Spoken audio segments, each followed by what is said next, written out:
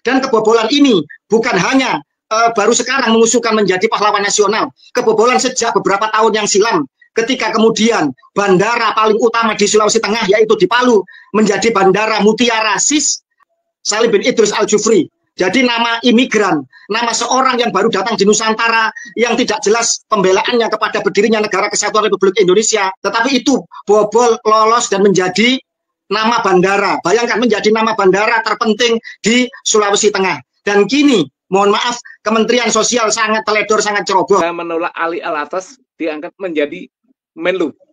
Saya juga menolak keberatan atas diangkatnya Quraish Shihab menjadi Menteri Agama.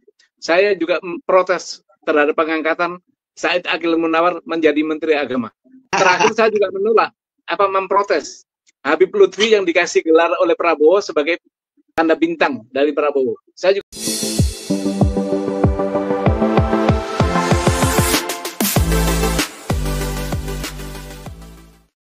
Assalamualaikum warahmatullahi ta'ala wabarakatuh. Pada kesempatan kali ini, mari kita bersama-sama menyaksikan sebuah video yang lagi booming juga di media sosial terkait dengan diskusi santai antara Gus Fakih dengan Mas Subhan dan Gus Fuad Pleret terkait dengan bagaimana adanya isu pengusulan Oknum Ba'alawi sebagai pahlawan nasional. Nah, ini booming. Dalam diskusi itu, Gus Fakih mengatakan bahwa ini negara sebenarnya sebagian kecil ini sudah kecolongan oleh aparat atau pejabat-pejabat yang mengusulkan terkait dengan adanya Oknum Ba'alawi yang diusulkan akan menjadi pahlawan nasional. Padahal dalam sejarah perjalanan klan Ba'alawi di Indonesia tidak satupun ditemukan berjuang berdarah-darah terkait dengan kemerdekaan Republik Indonesia, apalagi sampai berperang. Bahkan Oknum Ba'alawi sendiri ini teridentifikasi bersimpatik dengan gerakan-gerakan penjajahan Belanda saat itu. Dan kita tahu Gus Fakih selalu membongkar adanya hal-hal semacam ini dari Oknum Ba'alawi yang menjadi bagian tak terpisahkan dari Belanda. Artinya pribumi saat itu berperang melawan penjajahan Belanda, tapi pada satu sisi orang imigran yang numpang tidur di Indonesia dari klan Ba'alawi sendiri, oknum-oknumnya itu justru bersimpatik kepada gerakan penjajahan Belanda, tidak ikut berjuang pribumi melawan Belanda untuk mengusir penjajahan kala itu. Nah, ini tentu saja akan ramai terkait dengan adanya pembongkaran sejarah semacam ini, karena kalau ada siapapun pejabat yang dikatakan oleh Gus Fakih kalau kemudian mengusulkan klan Oknum Ba'alawi menjadi bagian dari pahlawan nasional Indonesia, ini perlu mengkaji sejarah lagi, mulai dari perjalanan perkembangan kemunculan yang baik, termasuk dengan kiprah-kiprahnya dari Oknum Ba'alawi sendiri. Nah, untuk itu teman-teman, mari kita simak bagaimana komentar dari Gus Fakih dan Kang Subhan sebagai aktivis hukum yang hari ini mempermasalahkan dari status kewarganegaraan klan Ba'alawi, dan beliau secara pribadi juga tidak setuju dengan adanya Oknum Ba'alawi yang berkecimpung di dalam pemerintahan dan struktural strategis yang ada di negara Republik Indonesia ini. Nah, untuk itu mari kita simak videonya dalam video berikut ini. Melakukan suatu konsolidasi dan pemberontakan yang ceroboh, sehingga kemudian terjadi pergesekan dengan Angkatan Bersenjata Republik Indonesia pada zaman itu. Kemudian Musa Al-Munawar di zaman sebelumnya, itu juga seorang Ba'alawi yang melakukan pemberontakan Madiun. Korbannya juga ratusan kiai dan juga ribuan santri yang harus mati sia-sia. Banyak, seperti misalkan Bin Jindan, juga bagaimana halunya keluarga Bin Jindan, bagaimana Al-Atos, bagaimana kemudian Al-Habsyi dengan kitab-kitabnya yang misalkan meremas payudara perempuan itu diizinkan, dilegalkan. Dan banyak sekali kejahatan-kejahatan lain yang tidak bisa disebutkan satu persatu. Tetapi saya melihat bahwa seolah-olah kita ini luput kepada kejahatan marga Al-Jufri. Ingat, marga Al-Jufri ini sejak di Hadramut itu adalah marga yang memang politisi. Mereka berkecimpung banyak di partai politik. Contohnya apa? Itu Syekh Ali Al-Jufri yang dari Uni Emirat Arab, yang sering ke Indonesia mondar-mandir, yang katanya Pak Umar bin Hafid bin Abu Bakar, kalau kau ingin melihat wajahnya Rasulullah adalah wajahnya Ali Al-Jufri, maka Rasulullah ketampanannya seolah-olah nurnya itu disamakan dengan Ali Al-Jufri yang dari Uni Emirat Arab itu. Padahal Ali Al-Jufri ini adalah seorang pelarian dari Hadramut. Kenapa kok pelarian? Karena bapaknya yang bernama Abdurrahman Al-Jufri itu adalah pemberontak yang kalah dan tersingkir dari Yaman. Ketika kemudian Yaman bersatu, Yaman Utara dengan Yaman Selatan, di zaman ketika itu Partai Komunis sudah berhasil dijinakkan, yaitu dengan sekjennya Abdurrahman Assegaf, dan pernah menjadi wakil presiden juga, yaitu Haidar Abu Bakar Al-Atos dari klan Ba'alwi, dan pendiri Partai Komunis Yaman juga dari Ba'alwi, marga Al-Bait. Ya, ketika zaman Yaman sudah mulai bersatu, memberontaklah bapaknya si Ali Al-Jufri ini, yaitu bernama Abdurrahman Al-Jufri. Tapi ternyata kalah, tapi berhasil menyingkir, melarikan diri ke luar negeri, yang kemudian bercokol di Uni Emirat Arab.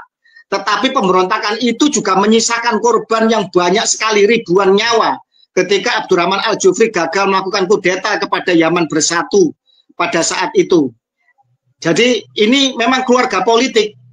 Dan jangan lupa, kenapa kok kemudian Idrus bin Salim Al-Jufri ini, yang hanya seorang ustadz, yang hanya bergerak di bidang agama, dan tak ubahnya seperti juga kiai-kiai yang memiliki ratusan ribu pesantren di Nusantara.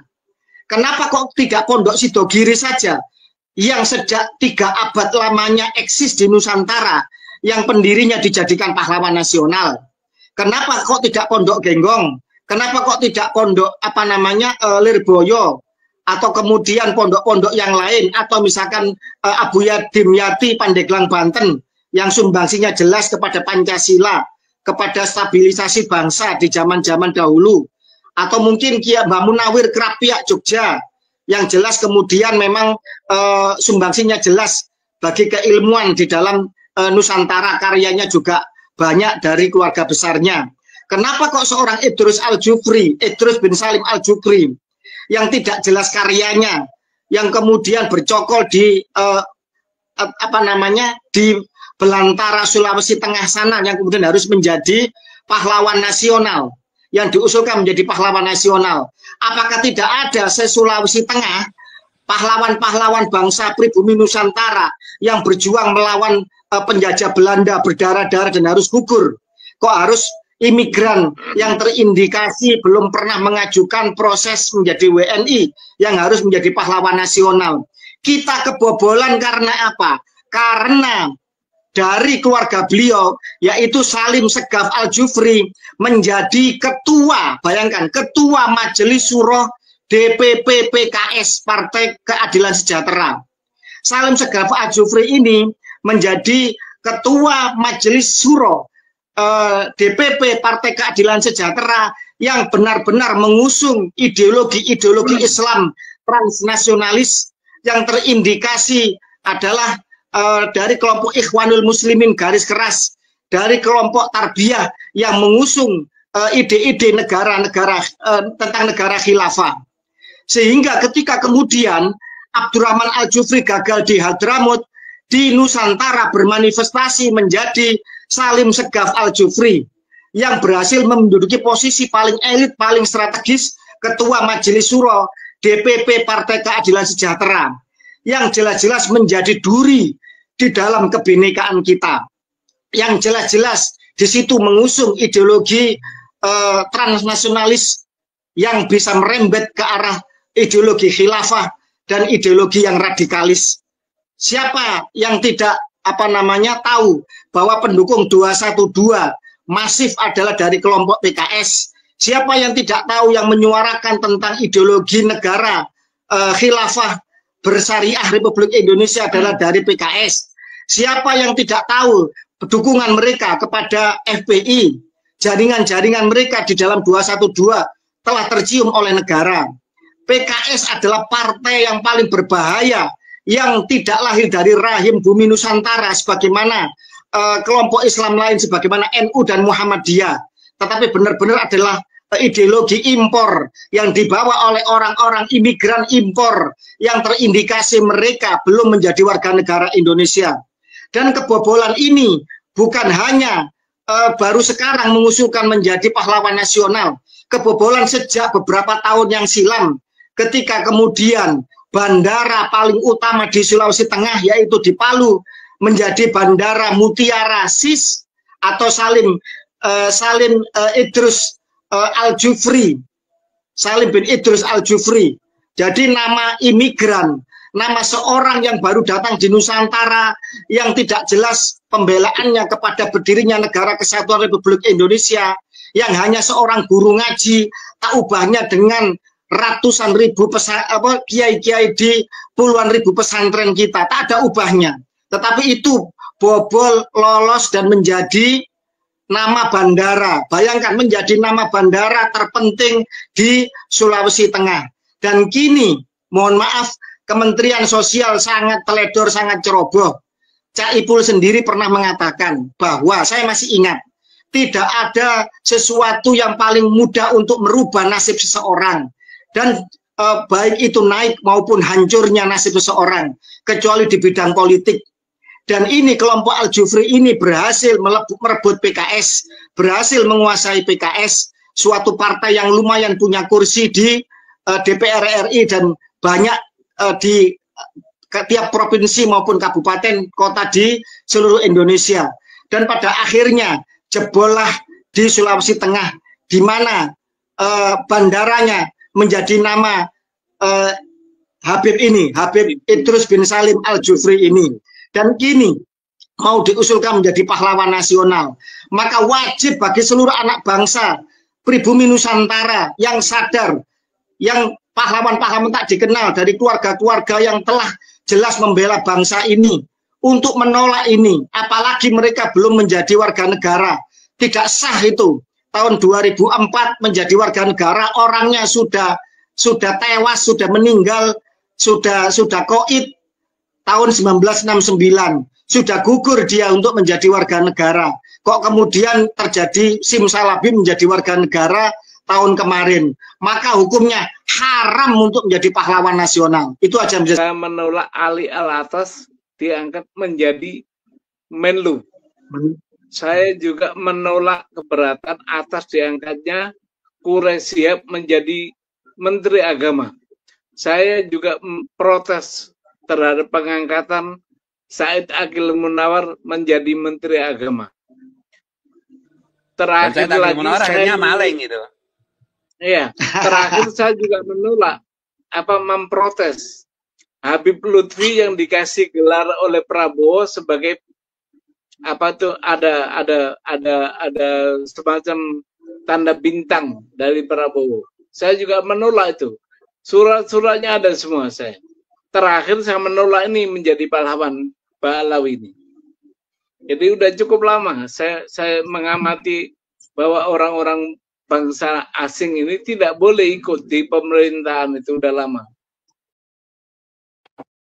Diskusi yang barusan kita simak ini menarik ya teman-teman. Kalau berhasil oknum Ba'alawi diajukan menjadi salah seorang pahlawan nasional, maka dengan bangganya nanti oknum-oknum Ba'alawi untuk berceramah ke sana-sini dengan mengatakan bahwa dari klan mereka ada menjadi pahlawan nasional, dan itu bisa dijadikan semacam senjata untuk mengatakan bahwa klan Ba'alawi punya kontribusi, punya peran vital di negara Indonesia ini, mulai dari bagaimana proses kemerdekaan sampai kepada proses islamisasi dan lain sebagainya.